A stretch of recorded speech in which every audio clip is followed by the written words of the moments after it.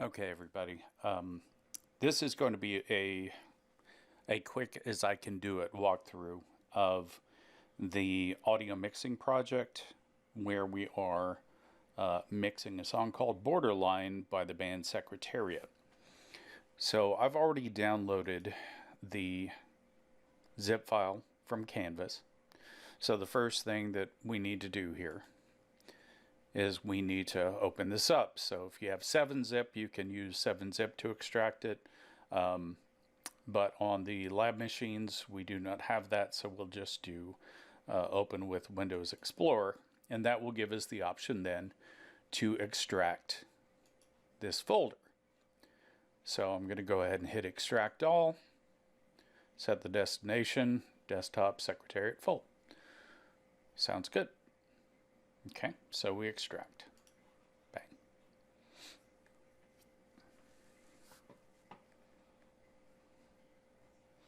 So it takes just a second there, and now you see on the desktop we have Secretariat Borderline Full, and inside that is another folder that says Secretariat Borderline Full. And then inside that, finally, we have our 12 audio files. And then we also have a README file. And let's take a look at the README file really quickly, because that will give us some information about our project. So it says raw multi-track from Secretariat's Borderline, provided for educational purposes only, not used for any commercial purposes. Okay, that's good. So don't try to sell this and things like that. It also tells us that we have 12 WAV files. I saw the 12 WAV files at 24-bit 44.1 kilohertz resolution. So we should remember that because when we start our multi-track project in Audition, it is going to ask us what kind of resolution project do we want to work in. Do we want to work in 44.1, 48, so on and so forth. So we'll go ahead and match that to the 44.1 kilohertz so that Audition does not have to create another set of audio files in another sample rate. Okay, so I got the information that I needed from that. I'm going to go ahead and close all these extra windows here, and I'm going to open up Adobe Audition.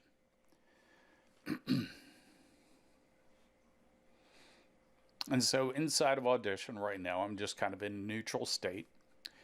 We've got the editor, we've got the mixer tab here, editor mixer, and then we have our project window here. And so first thing we need to do is we want to tell it we're making a multi-track project. So we go multi-track editor. It asks for our project name, what we want to call this. I'm just going to call it Borderline Mr. D. And then this is going to be saving to my desktop, and that's fine. We're not going to use any sort of template. Sample rate, we'll make sure it's set at 44.1. It could be at 48, 64, 88. All of these other ones, but we need it at 44.1 so we don't have to duplicate a bunch of files. And then here, bit depth, 32-bit float. Now that is a higher bit depth than the original files were created in, but I'm going to leave this project setting at 32-bit float just in case, let's say for argument's sake, down the line, I want to record additional tracks onto this, and I have an interface that allows me to record at 32-bit float. That is going to give me quite a bit of leeway as far as dynamic range, but that is only if I record new stuff. That's not going to suddenly increase the dynamic range of any of the other files that were recorded. And I also want to make sure the mix is in stereo because we want things to be in the stereo. So we hit OK, and now we've got a default layout right now with 6 tracks and a mix channel. So that's about to change because we're going to go ahead and we're going to import all of our audio files. So I'm going to go in here and select all of the audio files that we just extracted and hit open. And so that brings them all in here. And if we go over here to look at the files, you see sample rate. And one of these files is stereo. Most of them are mono, but this one here is stereo. That one is our overheads on the drums. And that's going to make a little bit more sense in a little bit. But generally, whenever a drum kit is recorded, they are recorded in stereo with overheads. And that's going to give us a little bit more of an expansive sound on the drums already, kind of by default. Okay. So first thing I want to do now is I'm going to grab all of these audio tracks and I'm going to pull them over here and let go.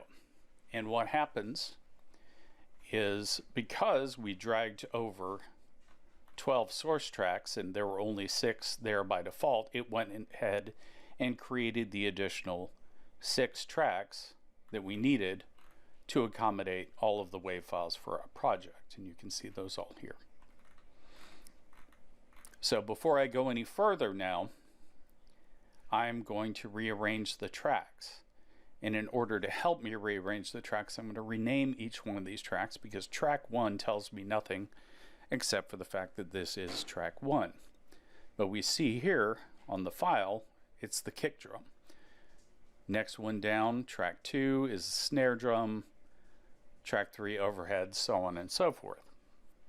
So I'm just going to take a minute and I'm going to rename all of these tracks to match the name of the audio file that track represents. So that way I can rearrange the tracks in the mixer view so that they make a little bit more sense and it's a little bit more intuitive. Okay, so here we go.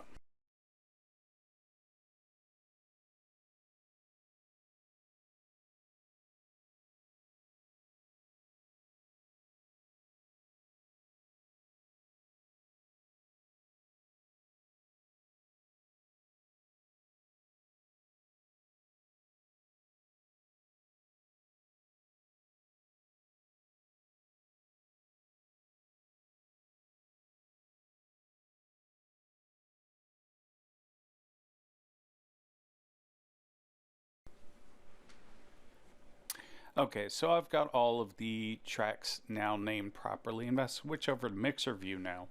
We can see it's kick, snare, overhead, bass, acoustic guitar 1, acoustic guitar 2, electric guitar 1, electric guitar 2, electric guitar 3, lead vocals, background vocals 1, background vocals 2. Now the way I like to lay out my audio tracks, I generally put the lead vocals furthest to the left, and then behind that I put the backing vocals, and then I usually then arrange the instruments behind that kind of in layers, going all the way back to the drum kit at the very back, because the drum kit and the bass are kind of the backbone of the music, and so those are kind of in the back of everything else. And so to make it look a little bit more concrete, or just to solidify this in your mind, this is kind of the model that I'm going through, or going for right now. So near the center, we have our bass guitar and our kick. Those are both in really low frequencies, so they're not really directional. So those can live in the middle. Now, obviously, if you're listening through headphones, you can place the bass on the left or on the right, and you can tell it's on the left or on the right.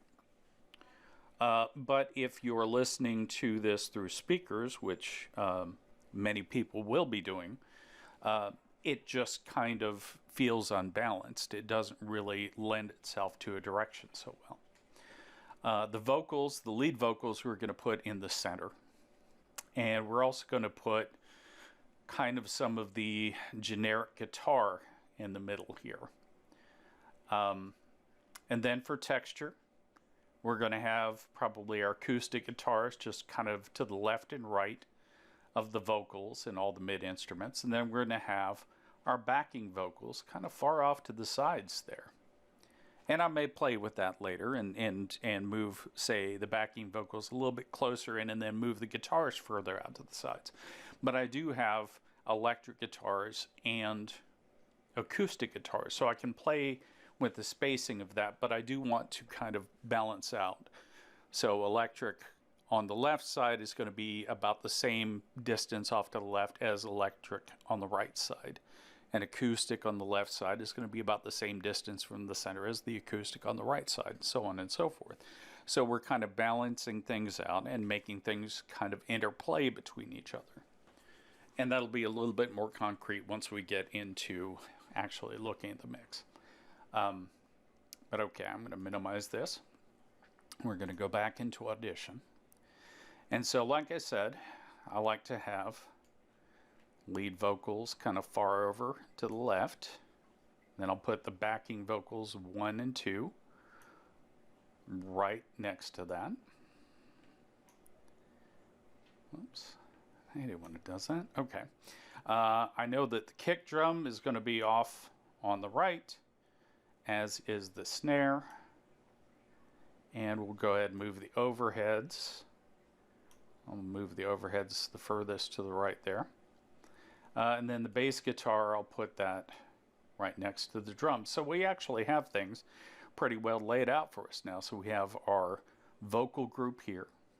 And then we have our acoustic guitars here. We have our electric guitars here. And then we have our, whoops, let's move the bass over to this side of the snare. So then we have our bass, our snare, our kick drum, and then our overheads. So now our job is to make these all sound good. And like I said in lecture, when you are applying effects to anything, one of the first effects that you want to apply is some sort of dynamics. Okay, so that is going to be like compression or limiting or something like that. But in the case of this, we are doing some dynamics processing on here because we want to make sure that we have our vocals to a usable level. And so I've got one spot here where it looks like vocals, lead, and 1 and 2 are all occurring. And so I am going to highlight this area. And what I'm going to do is I'm going to set an in point by using the I key. And then setting an out point by using the O key. And I'm creating brackets around this area so I can loop through this part of the vocals while I'm listening to them. And so I'm going to go back over to the mixer view. And I'm going to just solo the lead vocals right now, because I'm going to apply effects to the lead vocals first. So let's take a listen. I guess that's just life on this borderline. I guess that's just life on this borderline. I guess that's just life on this borderline. Okay. So I guess that's just life on this borderline, you know. So I'm going to go up here into the effects on the Vox 1 channel, or the lead Vox channel. And I'm going to go here, and I want to go into amplitude and compression. That's where the dynamics processing is. Okay. And like I've said in class, and like I encourage you to do, until you get really comfortable with adjusting different parameters of the effects, you want to kind of stick with the presets. So let's look for a preset for a vocal here. So let's say rock vocal. This isn't probably that rocky. But if we look at this now, we can see that what we have is above negative 24 dB. It's applying a compression at a 3.4 to 1 ratio, so that about 3.5. So that means that for every 3.5 decibels above negative 24 dB, we will be getting an additional 1 decibel of sound through. So 3.5 decibels go in, 1 decibel above negative 24 goes through. So what that means is it's going to be clamping down anything that comes in over negative 24, and that just kind of keeps us from overloading things. So let's see what that looks like when we start playing that track. I guess that's just life on this borderline. I guess that's just life on this borderline. I guess that's just life on this borderline. I guess that's just life on this borderline.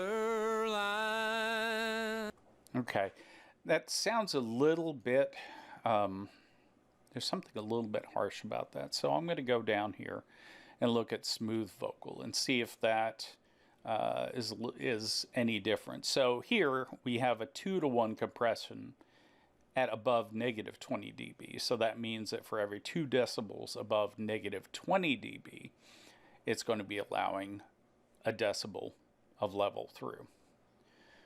So let's see what the compressor looks like on the right-hand side of this window. I guess that's just life on this borderline.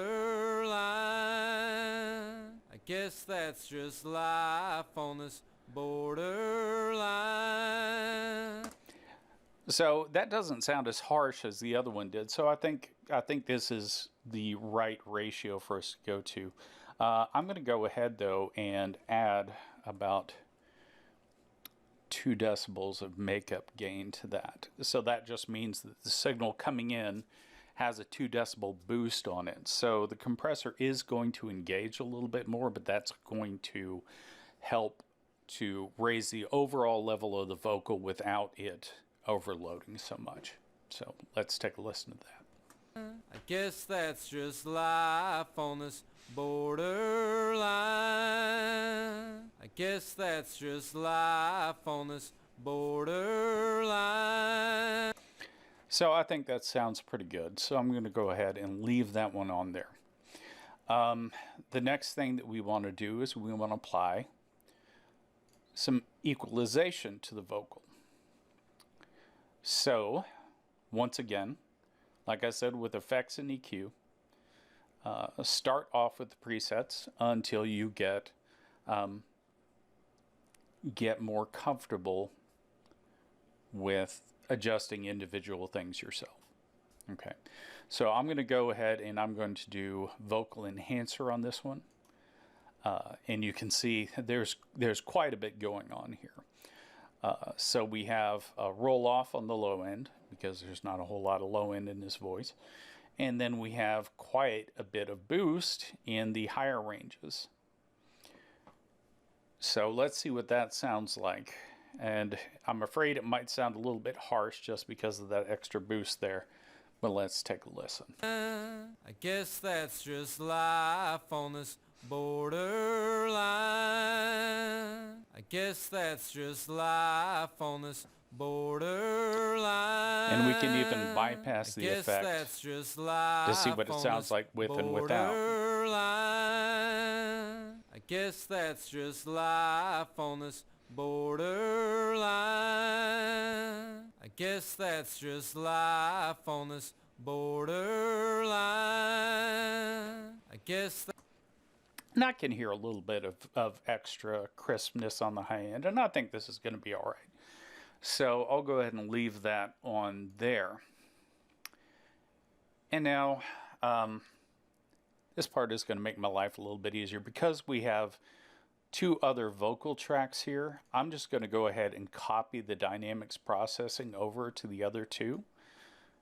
And you know, I could go in and create a unique profile for each one of those. But these are backing vocals, so they're going to be lower down in the mix anyway.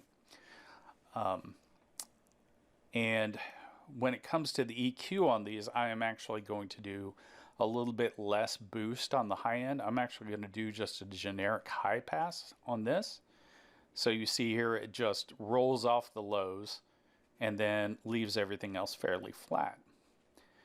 And so if we listen to this, so this is just the backing vocal we're listening to, backing vocal 1. Borderline,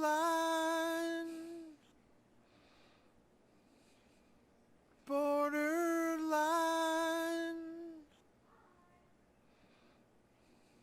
borderline.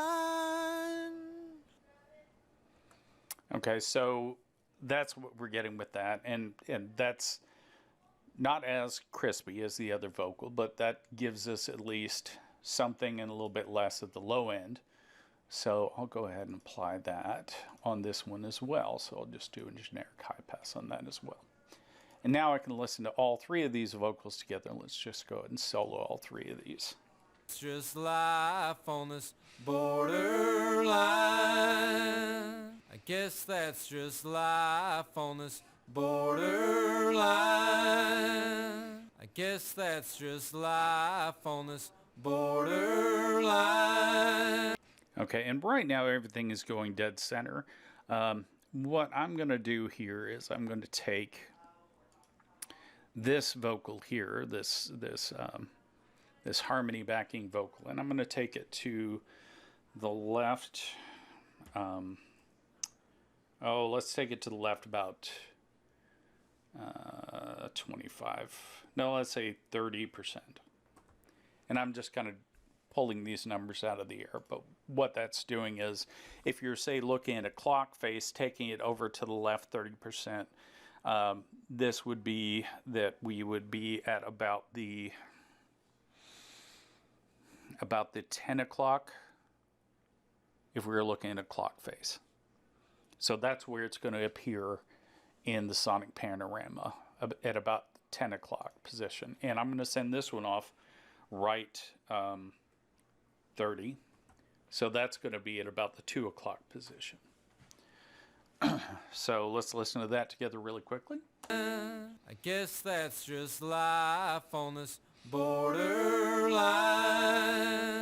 I guess that's just life. And I'm going to bring the backing vocals down a bit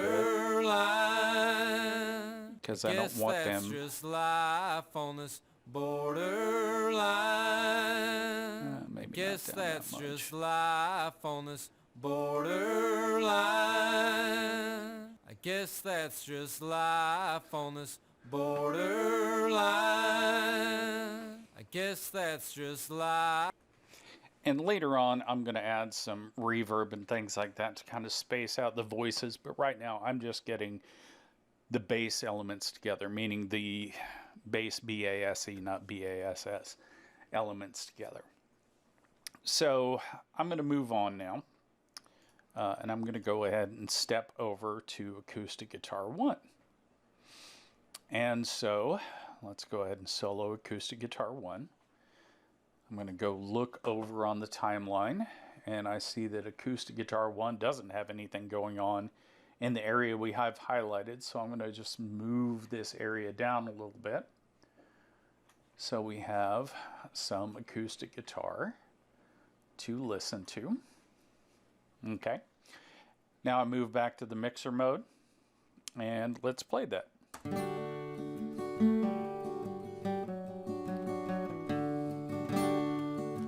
And once again, I'm going to apply a little bit of dynamics to this. So I go back to amplitude and compression, dynamics processing. And let's see what we've got.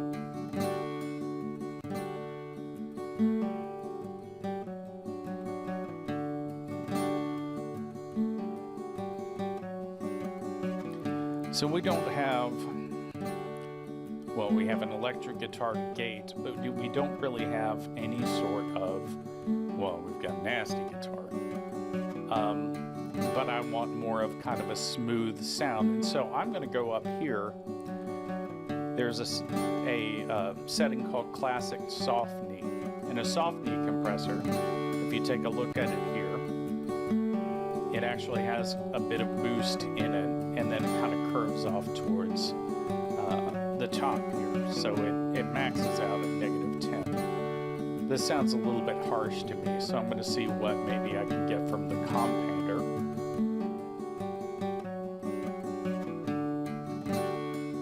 So this is a bit of compression and expansion. And I don't hear the harshness from this that I was hearing from classic Softney, so I'm probably going to be doing compounder on both of the acoustic guitars. So now I'll move over to the EQ. And I just want to find, look at that, we get an acoustic guitar preset. And it looks, you know, honestly, it looks fairly flat. There's a little bit of a curve down on the low end. And then it just kind of, there's a bit of a boost at around, let's see, that's number 5 at the mid-range, just a tiny mid-range boost, and then a little bit of a boost on the high. Just a tiny, tiny bit. And that sounds fairly good. So once again, I'm not going to apply any reverb or anything at this point, but eventually I will to kind of space things out a bit. So let's hear what the other acoustic guitar sounds like here.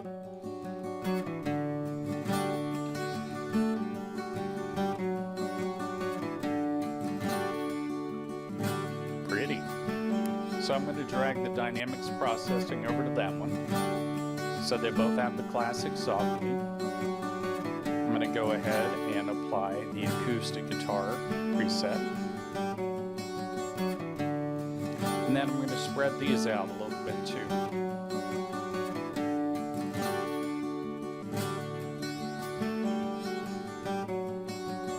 You can already hear it's sounding wider open.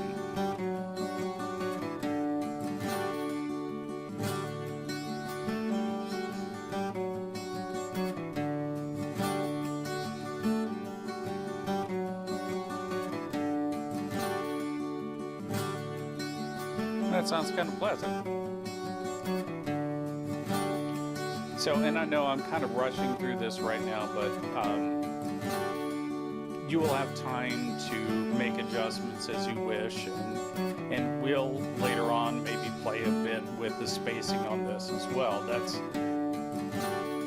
It's a personal preference sort of thing, and we'll also play with these as they live in the mix with everything else.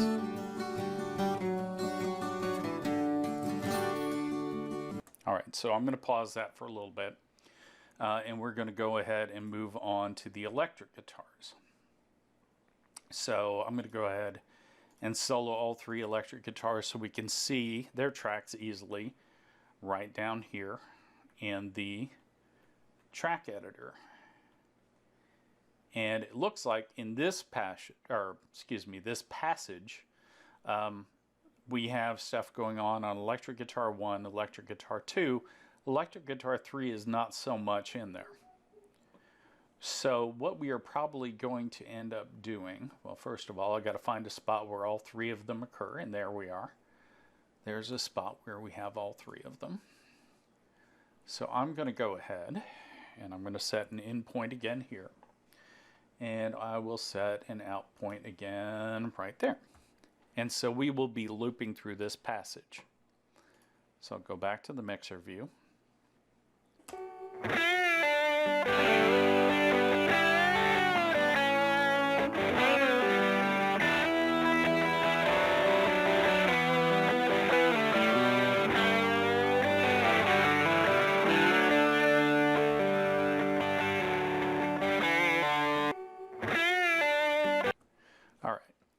So, let's see, let's look back at that illustration that we had. So we have backing vocals actually pretty far off to either side. That looks like, let's say, close to 70%. So I'm going to move the backing vocals over first, and then we're going to take the guitars, the electric guitars, a little bit outside of where the acoustic guitars are. So, okay, backing vocals, I'll do this one right 70. And I'll do this one left 70. So we have right 70, left 70, acoustic guitar, left 50, right 50. So let's do electric guitar 1. And we're probably going to adjust this a little bit more later, but let's do all the way left on electric 1, all the way right on electric 2. And then I'm going to leave guitar 3 in the center because that only occurs during this solo. And so we'll just kind of leave electric guitar 3 where it is. Then, once again, we'll go into our amplitude and compression. We'll go into our dynamics processing again. Or do you want, let's try single band compressor. Why not? It's, it's good to experiment with things. So, let's see. Radio level, vocal attacker, voice thickener, guitar charmer. Let's see what guitar charmer sounds like as a compressor on, we'll just leave that on 1 right now.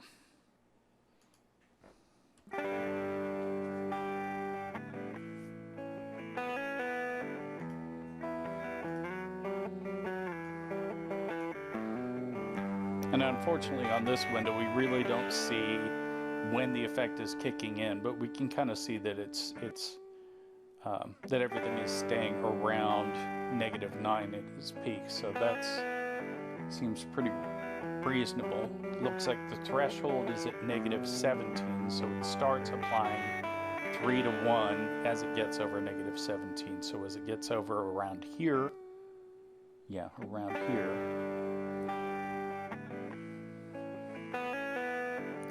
but that still keeps our instrument pretty well within the range. I'm going to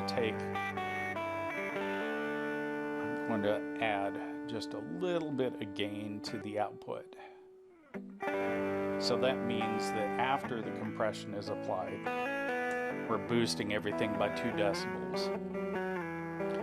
And so we're riding pretty closely between -9 and -6. And that sounds pretty good. It doesn't sound too harsh or anything like that. And then we'll go in here to the EQ. And let's see, heavy guitar. I don't know if this is heavy really, but let's see what this sounds like.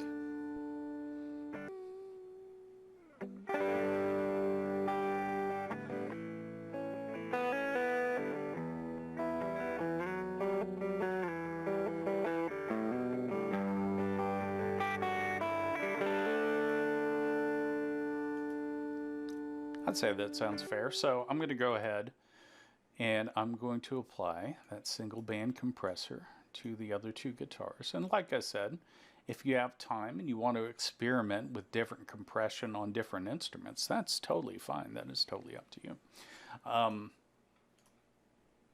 Because actually, honestly, a large part of this exercise is just getting you familiar with some of these controls and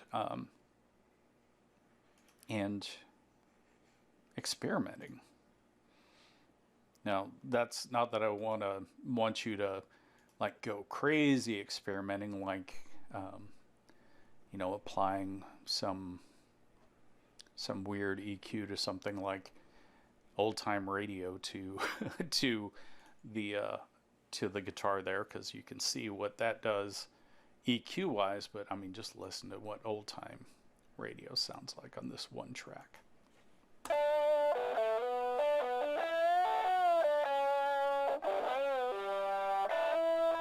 I mean, I could understand if you're trying to create a certain effect, like say the beginning of Pink Floyd's "Wish You Were Here" or something like that. But this, we're just kind of going for. This sounds like an Americana kind of rock song, so we're going to kind of keep it fairly straightforward and Americana, I guess. So let's just take a quick listen to all these guitars together.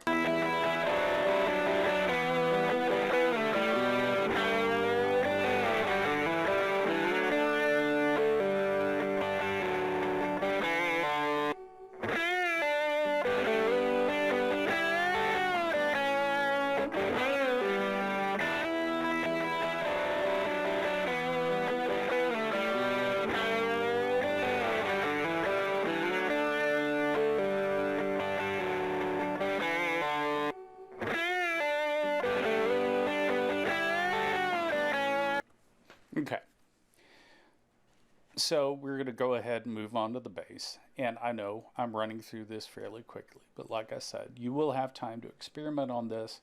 I am just trying to get through the basic idea of what you need to do with all of this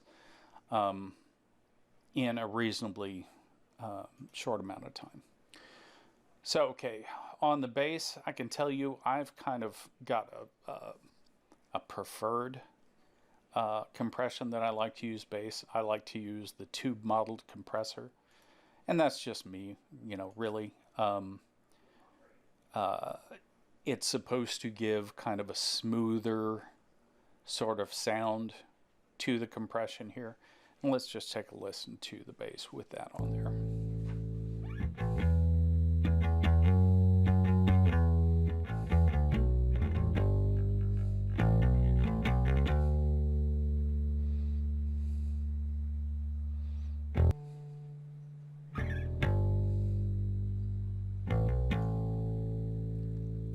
Increase the gain just a tiny bit. I'm going to take the threshold down to -12.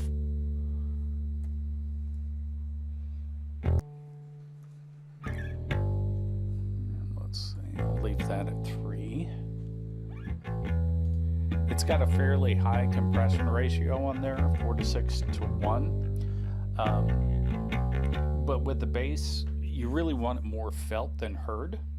And right now there's a lot of pluckiness on this bass.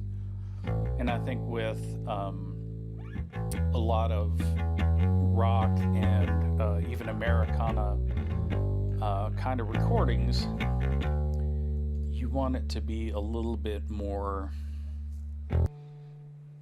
well, like I said, a little bit more felt than heard. So I'm going to do a generic low pass on this, and I'm actually going to, I'm taking a little bit of the clickiness out of the strings. So I'm moving this actually into here. I'm going to keep it to about the mid-range, so you can still hear the articulation of the note, but you don't so much hear the scrape on the strings. Once again, that's just kind of me. But now if we listen to this with everything,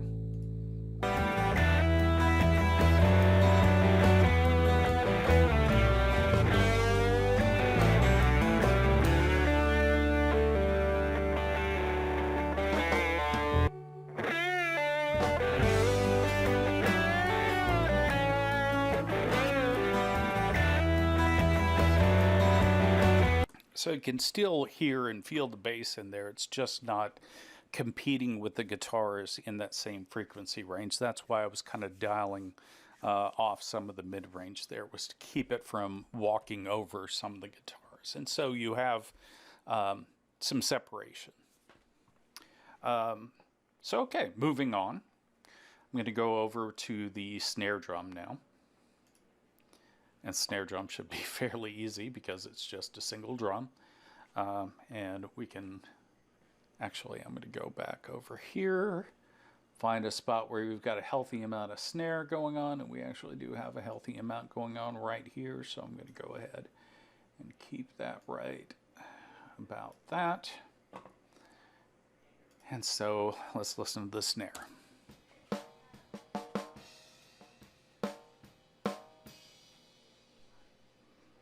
And you can hear a lot of bleed over from some of the other stuff. And so I'm going to try, let's go into the EQ and see if we can find, there's a beefy snare. Let's see what that does for us. Yeah, it takes a little bit of that out. I'm going to roll off a bit at the high though.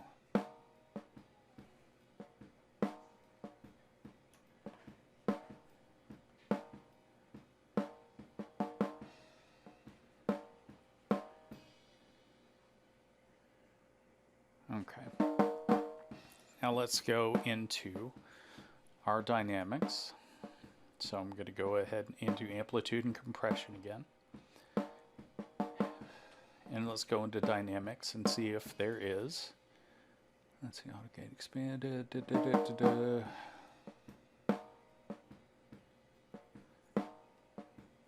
Let's do all dynamics active really quickly.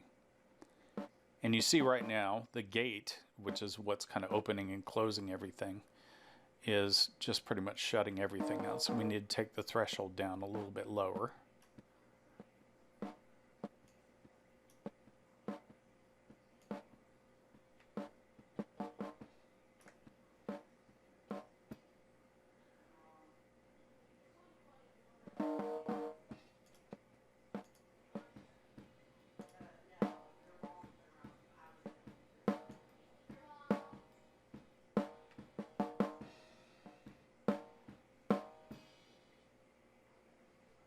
Well, we're probably not going to get a lot of that overhead out, so we just need to just kind of watch that.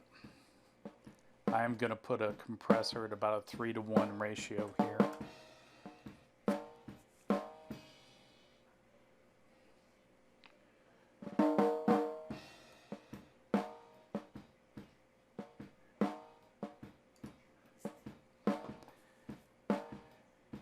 And you went on drums, usually especially like on a snare drum, you want to put some kind of reverb on there just to kind of give it a little boost of something. So I'm going to go in here and let's do a drum plate medium and see what that sounds like.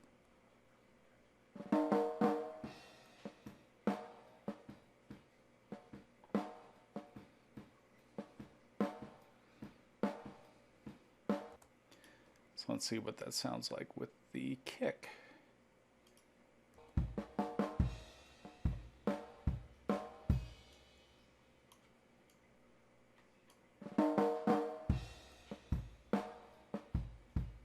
All right, and so I'm going to go into the bass drum and we're going to do a little bit of work with that. I'm going to go back into here, dynamics processing.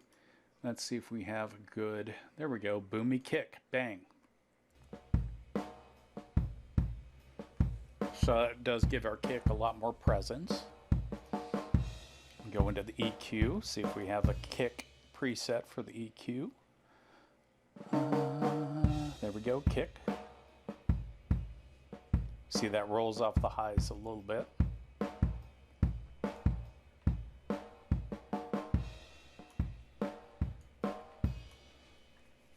Okay.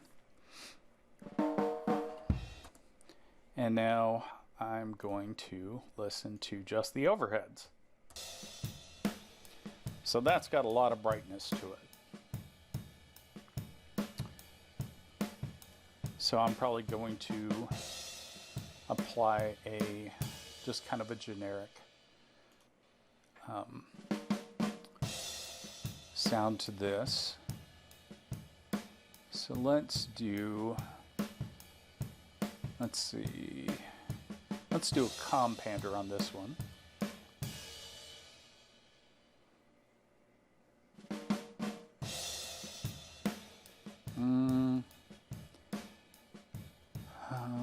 That doesn't really sound quite right. So let's see, fast drums.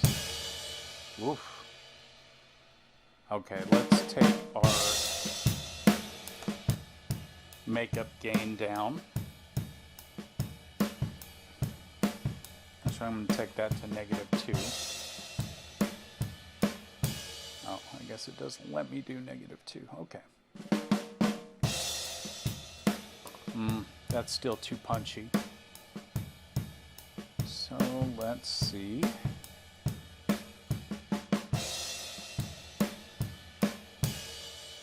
Slow drums.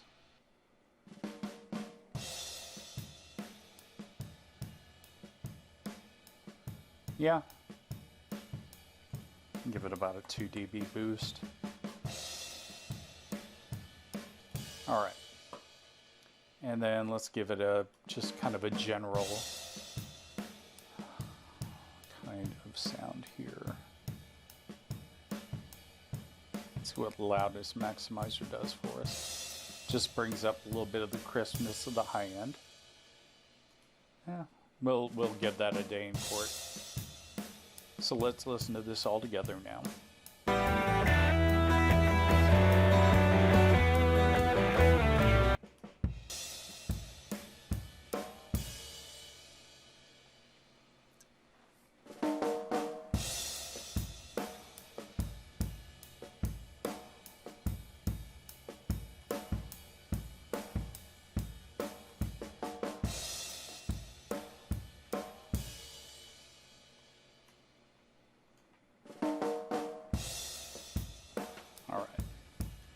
So all together now.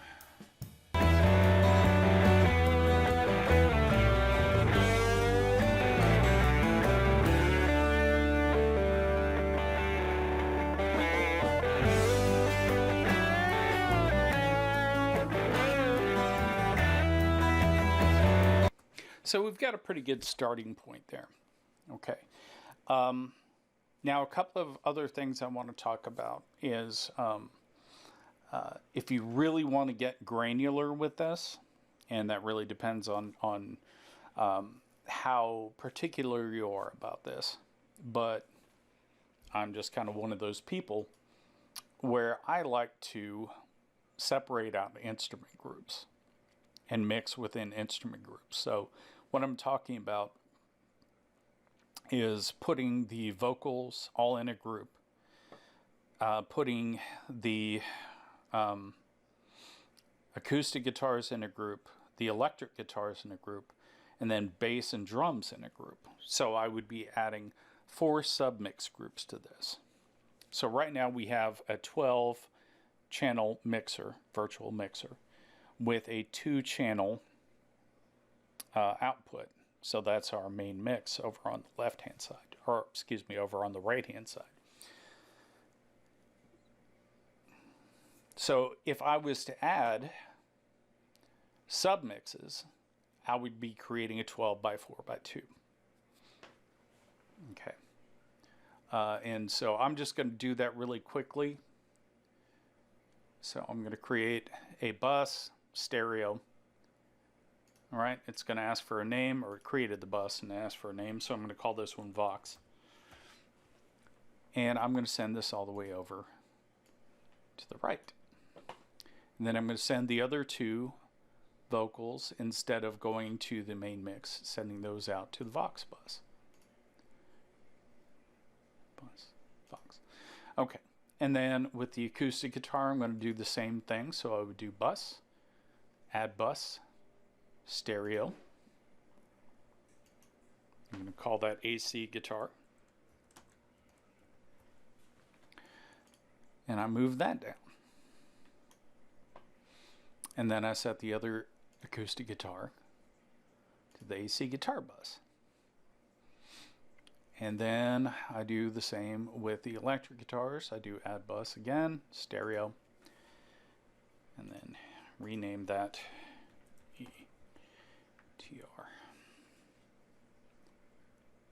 Move it over. Poop. So I add the 2 electric guitars there.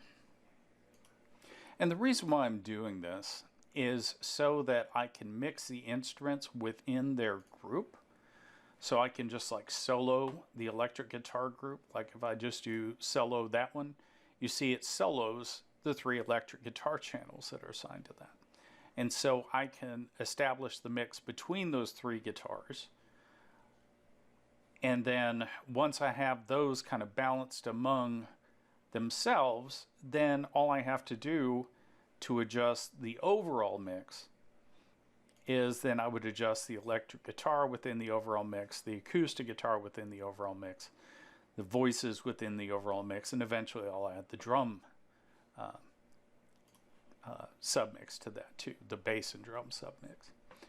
So I'll just go ahead and really quickly set that one up. So once again, bus, add bus, stereo.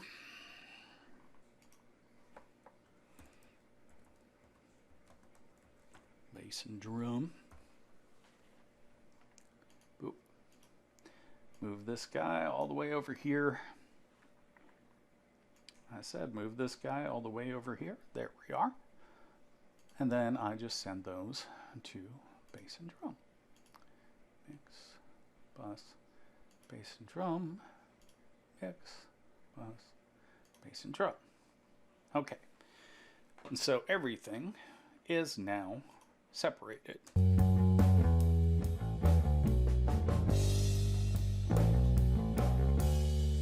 And the other nice thing about that is that I can now apply effects to that particular group. So like say with the electric guitars, I can go over here and I can go ahead and add a reverb to it.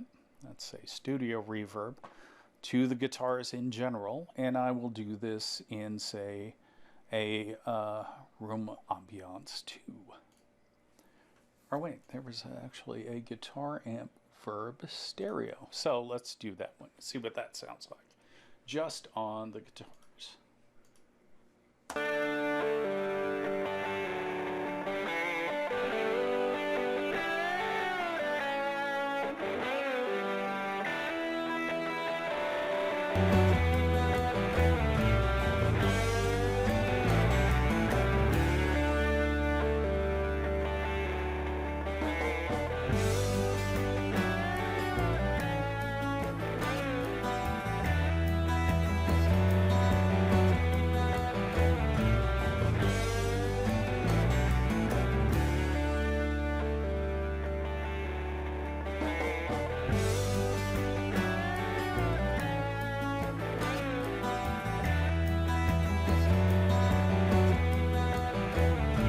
And then I could add like a different reverb to the acoustic guitars and things like that. And what that does is that saves me a little bit of processing power. So I could actually go back here, and since I use the same dynamics processing on acoustic guitar 1 and acoustic guitar 2, I could just take that dynamics processing over here. And so instead of applying the effect twice, technically I'm applying the effect once to 2 combined channels. And that just saves a little bit of processing power. Okay. But I'm not going to grade you guys on whether or not you create those submix channels. I'm mostly going to grade you on the fact that you have applied EQ, you've applied some sort of effects here. I would prefer some reverb in there, as well as dynamics processing on the instruments and things like that. The last thing I want to talk about is over here on our main mix. Here you can just add, and I'm just going to add one more kind of compression. This is going to be a multi-band compressor. And for this one, we are going to do, let's see, let's say Pop Master. So this is going to apply kind of an overall. And you hear it gives, quite a bit of extra oomph to everything that we've got here. And let's see, I need to set the limiter.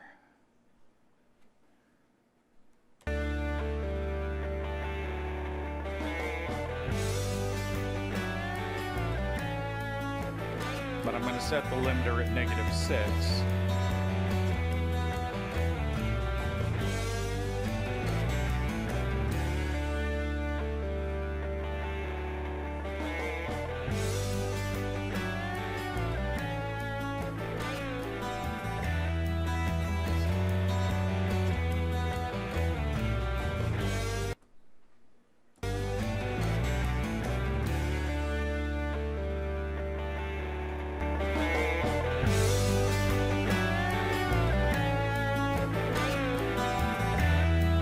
So that gives a lot of extra punch to the overall mix, because we're using a Pop Master multi-band compression there, and that's kind of bringing everything out that we have in the mix. But that we also, by putting that limiter on there at -6 dB, we know that we are not going to overload on our output. Now, just by applying something like this at the very end doesn't mean that you can just crank everything else up here and then expect that to do the rest of your work for you. Because if we end up sending a really hot signal from here into here to begin with, that's not going to do anybody any favors, and it's really going to sound terrible. So you want to make sure that your mix is still kind of riding in that -6, -12 neighborhood before you even apply that multi-band compression at the very end. So I've got it bypassed right now, and you can see.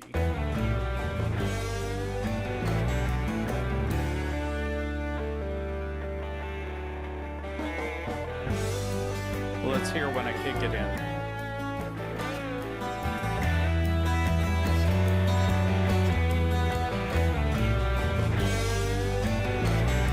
And you can hear that it kind of brightens up and it kind of fills out.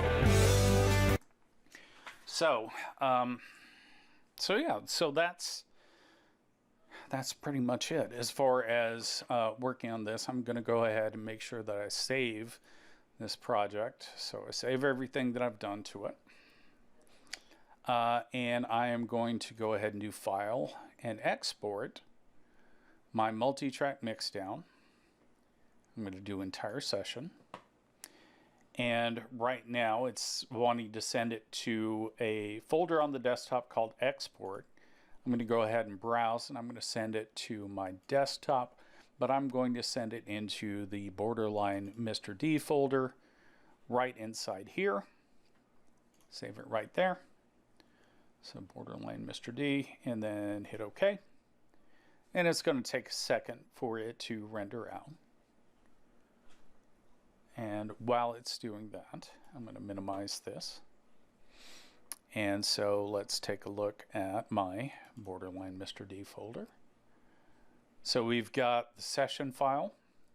We've got our imported files. And if we open this up, that shows that we have all of the instruments that we used in there. And there we go. There's our mix down in our as a peak file and a wave file. So all of this is in here.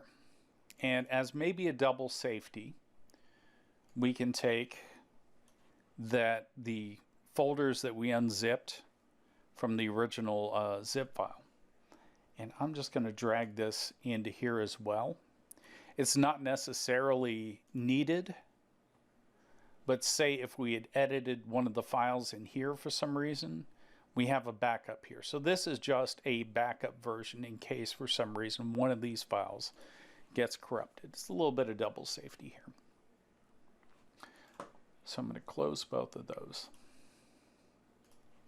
And so I'm going to drag this now where I can see it.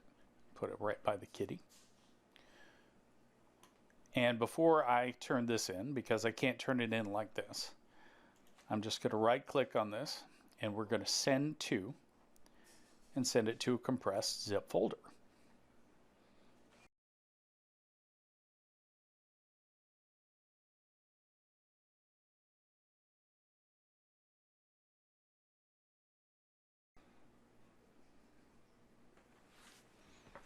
There we go. And so it created my borderline Mr. D zip folder. I'll just put it right there. And so that is what we would be turning in on Canvas now. And just for safety's sake, we can just look inside that folder really quick.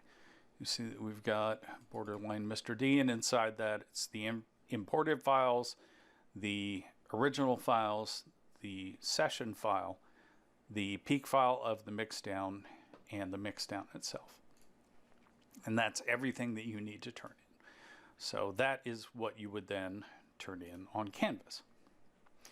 So I hope that with all of that talking and rambling and stuff, that it made enough sense that you can move forward with this particular project. And I hope you have a good time mixing it.